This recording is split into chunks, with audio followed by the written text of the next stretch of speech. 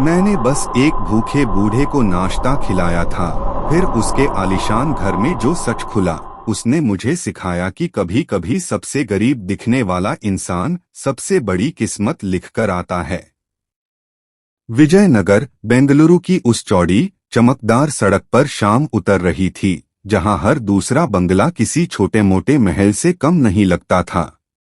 ऊंची दीवारें, electronic gate, कैमरों की ठंडी आंखें, और अंदर ऐसी खामोशी जैसे दौलत ने इंसानों की जगह ले ली हो। उन्हीं बंगलों में से एक के भीतर, पहली मंजिल के एक लंबे कमरे में, श्यामराव देशमुख शीशे के सामने खड़े थे।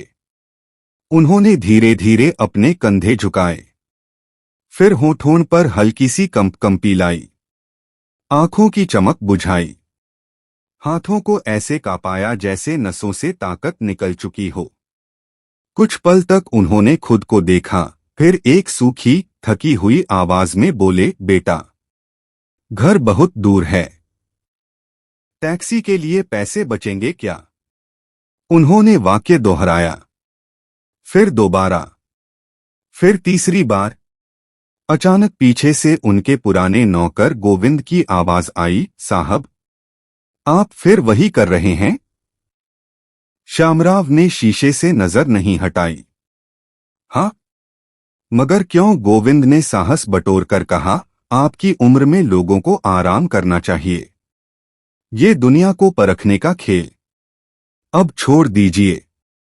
श्यामराव ने हल्की हंसी हंसी, लेकिन वह हंसी गर्म नहीं थी। गोविंद, मैंने इमारतें बनाई, शहर बदले, मंत्रियों को इंतजार करवाया, करोड़ों की डीलें की, लेकिन एक चीज कभी नहीं खरीद पाया। क्या साहब? श्यामराव ने धीरे से जवाब दिया, सच्चाई और अपनापन।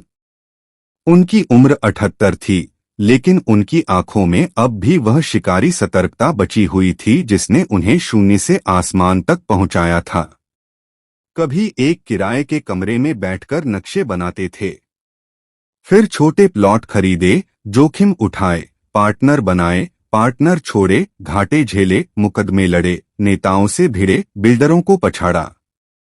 धीरे धीरे देशमुख ग्रुप नाम ऐसा हो गया कि बड़े बड़े लोग बात करते समय शब्द तौलने लगे।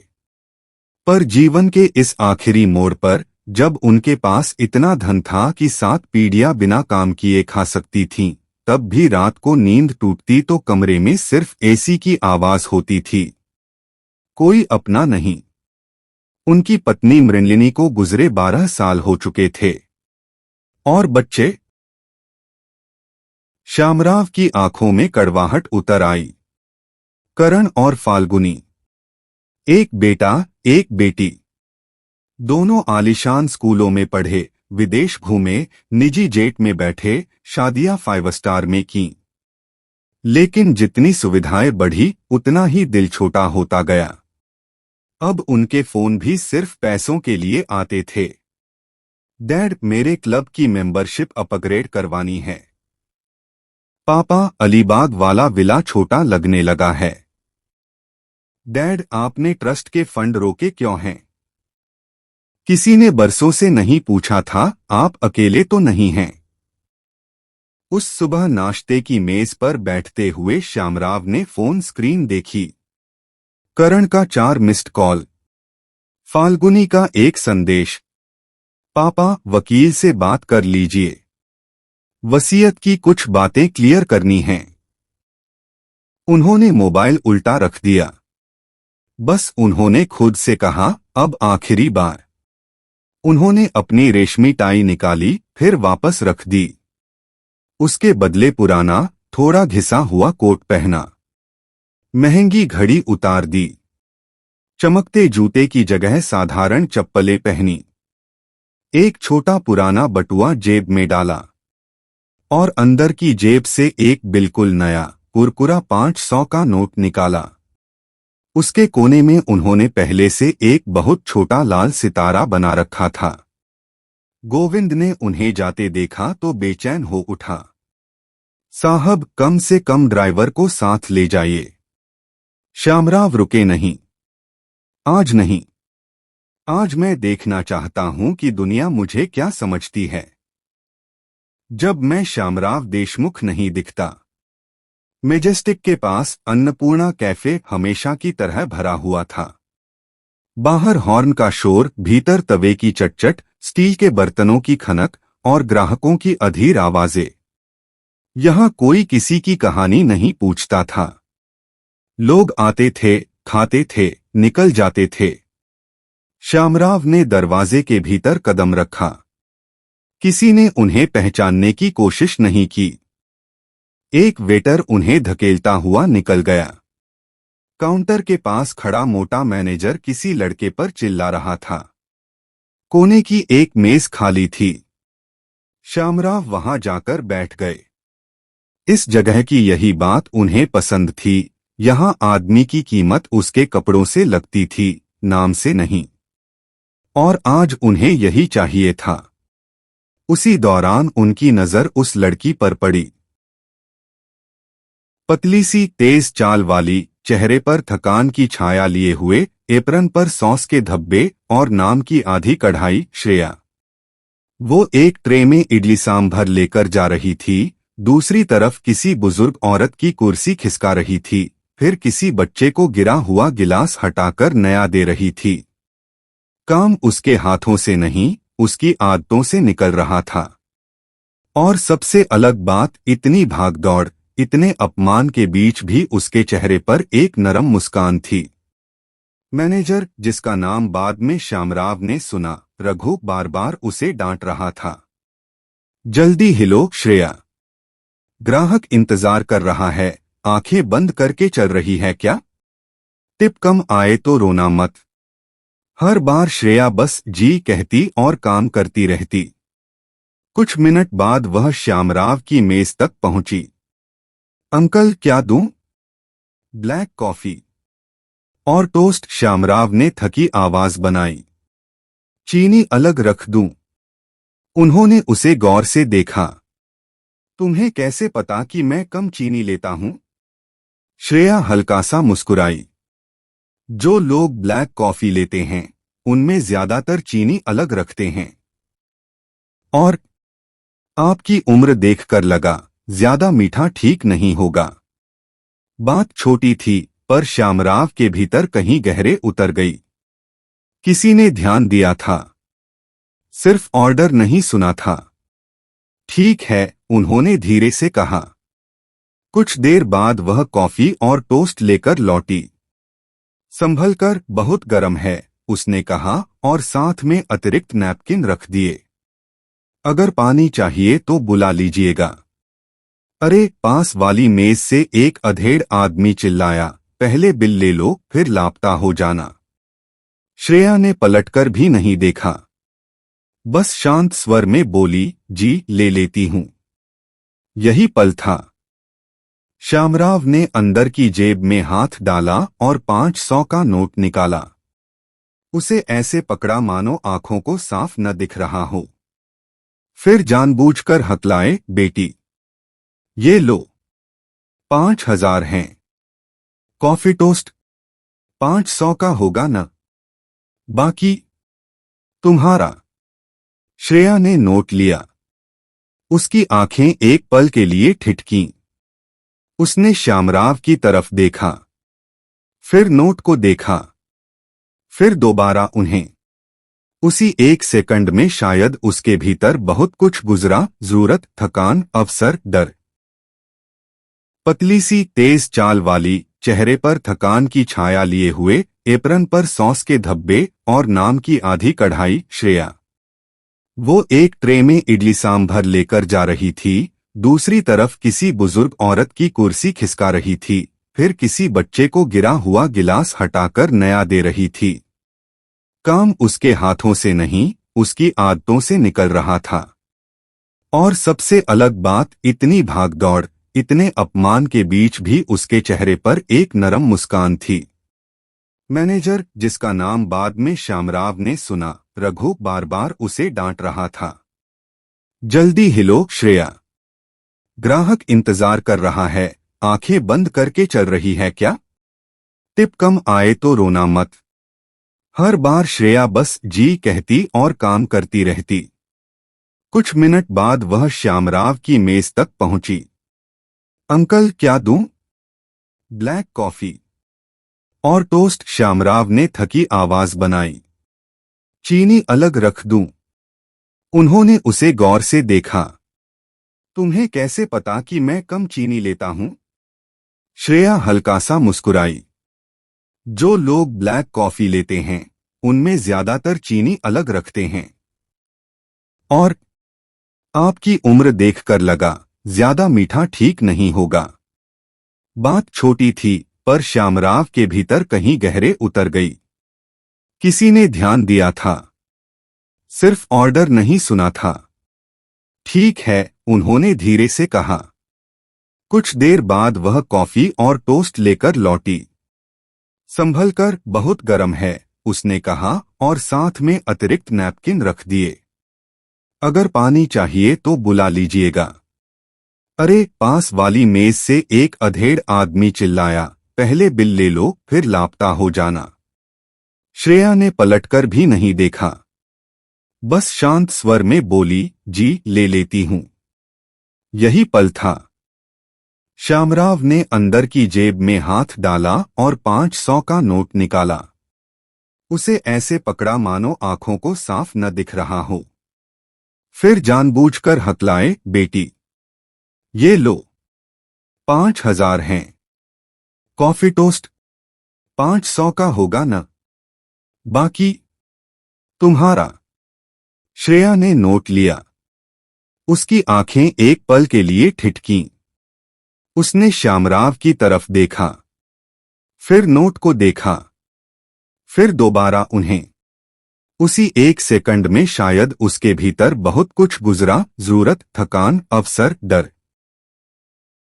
श्यामराव मन ही मन जमे बैठे रहे। उन्हें दुनिया की आदत थी। उन्होंने 5 स्टार होटलों में, एयरपोर्ट लाउंज में, मंदिरों के दानपात्र के सामने तक इंसानों को बदलते देखा था। पैसा सामने हो तो चरित्र की असली कीमत समझ आती है, वो अक्सर कहा करते थे। उन्हें पूरा भरोसा था, लड़की कम से कम चुप जरूर रहेगी। लेकिन श्रेया ने धीरे से नोट मेज पर वापस रख दिया। अंकल, उसने बहुत नरम लेकिन बहुत साफ आवाज में कहा, आप गलती कर रहे हैं। श्यामराव ने भौहें सिकोड़ लीं, जैसे समझ नहीं रहे। क्या? ये 5000 नहीं है, श्रेया बोली। ये 500 है।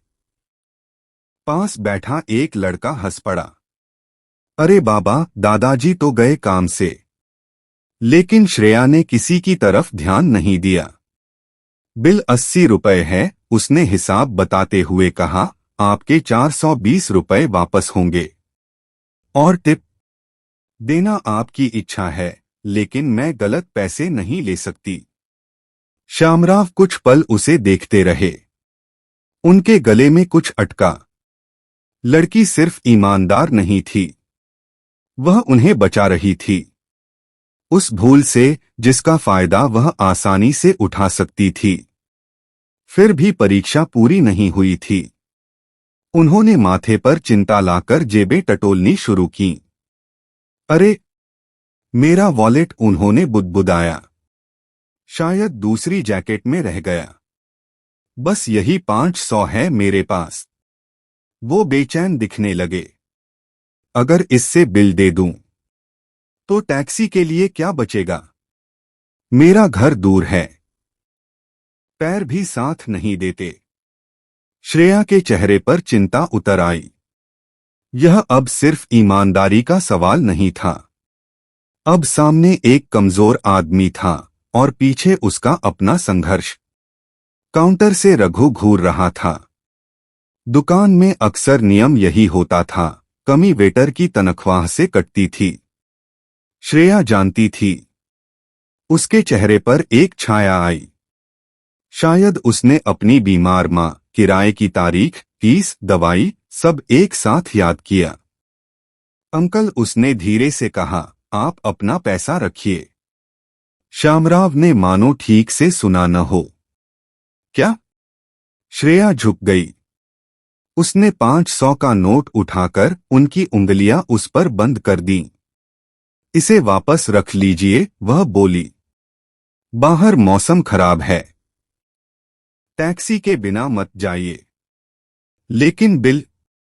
अब पहली बार श्यामराव की आवाज में नाटक से ज्यादा भावना थी। श्यामराव मन ही मन जमे बैठे रहे। उन्हें दुनिया की आदत थी। उन्होंने 5 स्टार होटलों में, एयरपोर्ट लाउंज में, मंदिरों के दानपात्र के सामने तक इंसानों को बदलते देखा था। पैसा सामने हो तो चरित्र की असली कीमत समझ आती है, वो अक्सर कहा करते थे। उन्हें पूरा भरोसा था, लड़की कम से कम चुप जरूर रहेगी। लेकिन श्रेया ने धीरे से नोट मेज पर वापस रख दिया। अंकल, उसने बहुत नरम लेकिन बहुत साफ आवाज में कहा, आप गलती कर रहे हैं। श्यामराव ने भौहें सिकोड़ लीं, जैसे समझ नहीं रहे। क्या? ये 5,000 नहीं है, श्रेया बोली। ये 500 है। पास बैठा एक लड़का हंस पड़ा। अरे बाबा, दादाजी तो गए काम से। लेकिन श्रेया ने किसी की तरफ ध्यान नहीं दिया। बिल 80 रुपए है, उसने हिसाब बताते हुए कहा। आपके 420 रुपए वापस होंगे। और टिप देना आपकी इच्छा है, लेकिन मैं गलत पैसे नहीं ले सकती। श्यामराव कुछ पल उसे देखते रहे। उनके गले में कुछ अटका। लड़की सिर्फ ईमानदार नहीं थी, वह उन्हें बचा रही थी। उस भूल से जिसका फायदा वह आसानी से उठा सकती थी। फिर भी परीक्षा पूरी नहीं हुई थी। उन्होंने माथे पर चिंता लाकर जेबें टटोलनी शुरू की। अरे, मेरा वॉलेट, उन्होंने बुदबुदाया। शायद दूसरी जैकेट में रह गया। बस यही 500 है मेरे पास। वो बेचैन दिखने लगे। अगर इससे बिल दे दूं तो टैक्सी के लिए क्या बचेगा? मेरा घर दूर है। पैर भी साथ नहीं देते। श्रेया के चेहरे पर चिंता उतर आई। यह अब सिर्फ ईमानदारी का सवाल नहीं था। अब सामने एक कमजोर आदमी था और पीछे उसका अपना संघर्ष। काउंटर से रघु घूर रहा था। दुकान में अक्सर नियम यही होता था, कमी वेटर की तनख्वाह से कटती थी। श्रेया जानती थी। उसके चेहरे पर एक छाया आई। शायद उसने अपनी बीमार मां, किराए की तारीख, फीस, दवाई सब एक साथ याद किया। अंकल, उसने धीरे से कहा, आप अपना पैसा रखिए। श्यामराव ने मानो ठीक से सुना न हो। क्या? श्रेया झुक गई। उसने 500 का नोट उठाकर उनकी उंगलियां उस पर बंद कर दीं। इसे वापस रख लीजिए, वह बोली। बाहर मौसम खराब है। टैक्सी के बिना मत जाइए। लेकिन बिल। अब पहली बार श्यामराव की आवाज में नाटक से ज्यादा भावना थी। श्रेया ने एप्रन की जेब में हाथ डाला। कुछ मुड़े तुड़े नोट, कुछ सिक्के निकाले। जिन्हें 80 रुपए पूरे किए। मेज पर रख दिए। आज मेरी तरफ से, उसने कहा। आप मेरे दादाजी जैसे लगते हैं। मुझे अच्छा नहीं लगेगा कि आप सड़क पर पैदल जाएं। श्यामराव ने उसकी तरफ देखा, सीधा, गहरा, जैसे वर्षों बाद किसी इंसान को सचमुच देख रहे हों। तुम्हें पता भी है, उन्होंने धीमे से कहा, तुम क्या कर रही हो? श्रेया मुस्कुराई, मगर आंखों की थकान नहीं छुपी। हाँ, एक इंसान की मदद। तभी रघु भारी कदमों से आ धमका। क्या नौटंकी लगी है यहां? वह पैसे पर झपटा।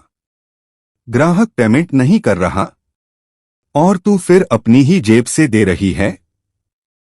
समझती क्या है खुद को? श्रेया एकदम सीधी खड़ी हो गई। उसकी आवाज कांपी नहीं। बिल दिया है मैंने। कैश कम नहीं होगा। अंकल को मत डांटिए। रघु तमतमाया। तू बहुत बड़ी देवी बन रही है। आज की पूरी टिप गई समझ। और फिर शिकायत मत करना कि तनख्वाह कम है। पास के 2-3 ग्राहक तमाशा देखने लगे। किसी ने हंसकर कहा, अरे बूढ़े के लिए इतना क्यों मर रही है? श्रेया ने घूर कर कहा, क्योंकि कोई तो इंसान रहना चाहिए। एक पल को कैफे शांत हो गया। श्यामराव के भीतर बिजली सी दौड़ गई। वह उस क्षण अपना असली नाम बताकर सब कुछ बदल सकते थे। रघु को नौकरी से निकलवा सकते थे, दुकान खरीद सकते थे, पूरे हॉल के सामने चिल्ला सकते थे, तमीज से बात करो, ये लड़की तुम सबसे बड़ी निकली। लेकिन उन्होंने खुद को रोका। अगर वह अभी अपनी पहचान खोल देते तो श्रेया की ईमानदारी भी लोगों को सौदे जैसी लगती, जैसे उसने किसी पुरस्कार के लिए सही काम किया हो। नहीं, आज उसकी गरिमा जस की तस रहनी चाहिए थी। वो धीरे से उठे। बेटी, उन्होंने कहा, तुम नहीं जानती आज तुमने क्या बचाया है। श्रेया हल्के से हंसी। बस आप घर पहुंच जाइए अंकल। श्यामराव ने दरवाजे की ओर कदम बढ़ाए। बाहर हल्की बारिश शुरू हो चुकी थी। जाते जाते उन्होंने पलटकर उसे देखा। वह फिर किसी दूसरी मेज की तरफ भाग रही थी, जैसे कुछ हुआ ही नहीं, जैसे इंसानियत उसके लिए कोई बड़ी उपलब्धि नहीं, सामान्य काम हो। और शायद वही बात सबसे असाधारण थी। उस रात श्यामराव अपने विशाल बिस्तर पर नहीं सोए। वो अपनी स्टडी में बैठे रहे। सामने वही 500 का नोट रखा था, लाल सितारे वाला। टेबल पर शराब की बोतल रखी थी, पर उन्होंने छुई नहीं। दीवार पर पत्नी मृणलिनी की तस्वीर थी। वे बहुत देर तक उसे देखते रहे। तुम होती, उन्होंने धीरे से कहा, तो कहती, देखा, दुनिया पूरी खराब नहीं हुई। फिर उन्होंने इंटरकॉम दबाया। गोविंद मेहता को अभी बुलाओ। अभी साहब, रात के 12 बजे हैं। मैंने समय नहीं पूछा। 1 घंटे बाद अधिवक्ता मेहता नींद से टूटी आंखों और सलीकेदार सूट में सामने बैठे थे। श्यामराव ने फाइलें खुलवाईं। ट्रस्ट के कागज, बच्चों के हिस्से, फाउंडेशन की संरचना, सब। मैं बदलाव चाहता हूं, उन्होंने कहा। मेहता चौंके।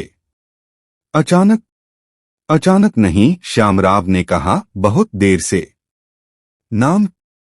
श्यामराव ने बिना झिझक जवाब दिया, श्रेया नायर। मेहता ठिठके। कौन?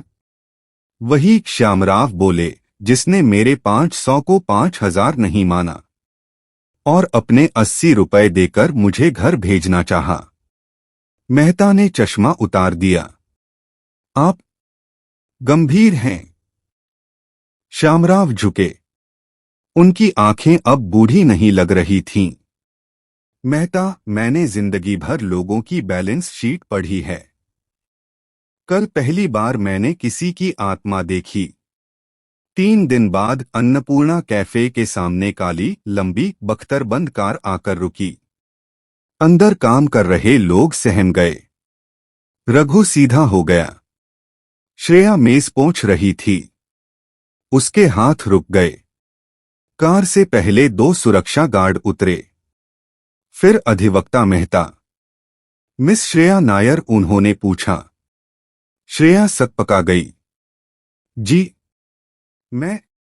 रघु बीच में कूदा। सर, अगर इसने कोई गलती की है तो मैं।